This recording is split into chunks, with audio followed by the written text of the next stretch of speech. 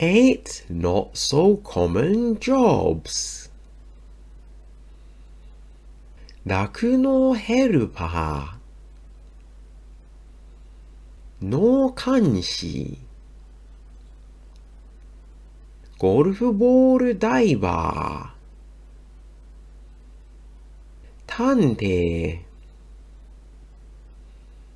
プロのきんこやぶり、スタントマン、ドローン操縦士、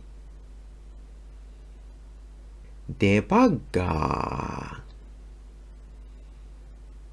ー。Which is your favorite job? Let me know in the comments below. Thanks for watching and keep your eyes out for anything else Japanese.